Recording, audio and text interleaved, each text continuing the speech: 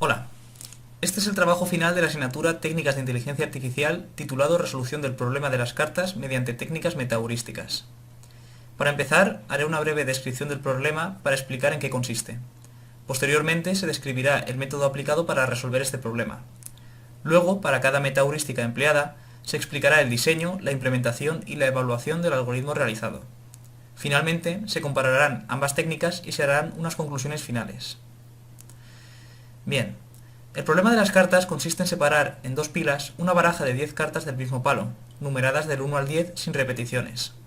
De este modo, en una pila el sumatorio de los números de las cartas ha de acercarse lo máximo posible a 36, mientras que en la otra pila el producto ha de aproximarse a 360. Como restricción al problema, es necesario que todas las cartas estén en una de las dos pilas. Para ello se han aplicado dos técnicas metaheurísticas distintas, que son algoritmos genéticos y enfriamiento simulado. El diseño e implementación de estas técnicas se ha realizado en Python, debido a la versatilidad que ofrece este lenguaje de programación.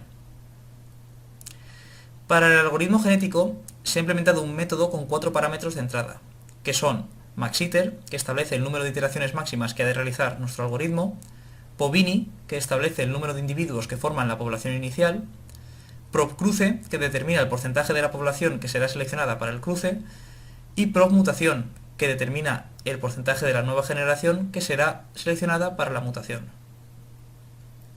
Como una solución ha de ser una posible distribución de las cartas entre las dos pilas, la codificación de los individuos consiste en una tupla de dos listas.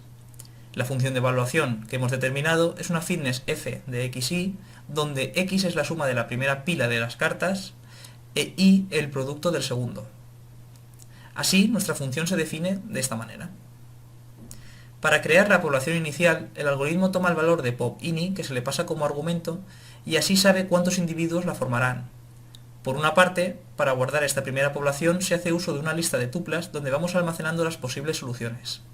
Dentro de cada tupla, es decir, para cada individuo, se recorren los números del 1 al 10 y para cada uno de ellos se decide arbitrariamente en cuál de las dos listas de la tupla se guarda. Por último, si el individuo generado no se encuentra en la lista de tuplas, lo añadimos. Para la selección de individuos que serán sometidos a cruce, primero ordenamos toda la población actual en función de la aptitud de cada uno, de mejor a peor. Posteriormente, seleccionamos con un porcentaje de probcruce los mejores individuos. Esto se conoce como selección elitista. Para el cruce se ha realizado una adaptación libre del método de cruce de permutación. En nuestro caso, el individuo resultante hereda la primera componente de la tupla del padre y la segunda de la madre. Como se puede apreciar en este ejemplo, el hijo hereda dos listas con números repetidos o ausentes en las dos componentes. Para solventar esto, se recorren ambas listas eliminando repetidos. De igual forma, si un número no está en ninguna lista, se añadirá a una de ellas. Esta eliminación y adición se hace de forma proporcional, de manera que no siempre se supriman los repetidos ni se añadan cartas a la misma pila. Para la mutación se ha realizado el intercambio recíproco, que consiste en seleccionar dos genes al azar y permutarlos. En nuestro caso se intercambia una carta de la primera pila por otra de la segunda. El porcentaje de individuos que se selecciona para mutación, como hemos explicado antes, viene determinado por probmutación. Por último, se aplica reemplazo por estado estacionario, es decir, se descartan los peores individuos de la población para añadir a la nueva generación. Por tanto, el número de descartados es el número de nuevos individuos. En cuanto a la evaluación, el objetivo es minimizar la función fitness debido a que, para valores más cercanos a 36 y 360, el valor de fitness será cada vez menor.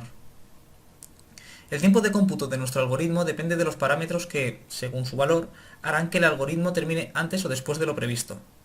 De esta manera, se le da al usuario interacción con la mayor parte posible de la fase evolutiva del algoritmo y permite comprobar cuál es el valor de cada uno que mejor se adapta para encontrar una buena solución. Debido a que, en el peor de los casos, la talla del problema es factorial de n, para n igual a 10 cartas hay del orden de 3 millones de posibles soluciones. Para que nuestro algoritmo converja, es necesario comprobar si se han generado algún individuo que satisface el problema, es decir, si su función de evaluación es 0. En caso afirmativo, el algoritmo finalizará devolviendo esa solución. Una vez que ejecutamos de forma continuada nuestro algoritmo, hemos podido observar que la solución se encuentra, en la mayoría de los casos, en las primeras iteraciones. Para un valor grande del parámetro popini, la solución se encuentra con una aptitud menor, bastante baja. Esto puede deberse al hecho de que la talla del problema, a pesar de ser grande, no es de un tamaño desorbitado, y es muy posible que un individuo que se genera en la población inicial sea precisamente el óptimo. Teniendo esto en cuenta, hemos tomado distintos valores para pop-ini y hemos ejecutado el algoritmo genético manteniendo constantes el resto de parámetros. Los resultados obtenidos, que pueden observarse aquí, muestran que se alcanza un mínimo cuando pop-ini es 170 y 250. Ambas soluciones son óptimas, pues su altitud es 0. Y en cuanto al tiempo de cómputo, se ha estimado que esas soluciones se han alcanzado respectivamente en 0,068 y 0,11 segundos. Pasando ya a enfriamiento simulado, primero se define una función f que en nuestro caso es la misma función de evaluación que habíamos definido en el algoritmo genético. Luego generamos aleatoriamente una solución inicial, de igual forma cuando generábamos la población inicial en el algoritmo genético, pero esta vez creando solo una única solución. Este mismo método implementado nos sirve para generar los sucesores del individuo inicial. El número de sucesores lo hemos definido como el doble del tamaño de la primera componente de la solución inicial, es decir, el número de cartas que tiene en la primera pila. Una vez tenemos los sucesores generados, se guardan en una lista y se selecciona de manera arbitraria uno de ellos. Si el fitness de ese sucesor es mejor que la solución actual, se acepta. En caso contrario, se acepta pero con una cierta probabilidad, definida de esta forma, donde T es la temperatura del algoritmo. Esta probabilidad se decrementa con el empeoramiento de la función temperatura, que va bajando conforme avanza la búsqueda. Una posible función de actualización de T que suele usarse y que vamos a emplear en nuestro algoritmo es esta de aquí, donde K es una constante. Aquí se puede ver cómo evoluciona la temperatura con la fórmula propuesta. Por tanto, se ha implementado un método en Python con dos parámetros de entrada, que son la temperatura al principio del algoritmo y la constante K de actualización de esta temperatura. Según nuestra implementación del enfriamiento simulado, el objetivo sigue siendo el mismo, pero ahora el tiempo de cómputo de nuestro algoritmo depende del método que hemos implementado para generar sucesores, debido a que el bucle principal del algoritmo recorre esa lista.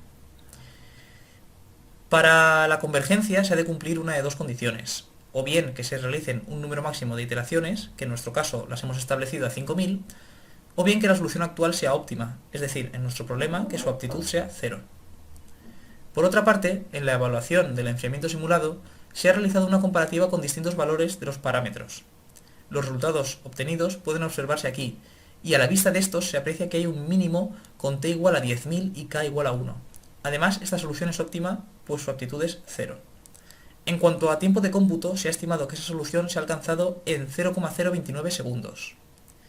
A raíz de esto podemos afirmar que, a mayor temperatura inicial, mejor función de evaluación da la solución obtenida.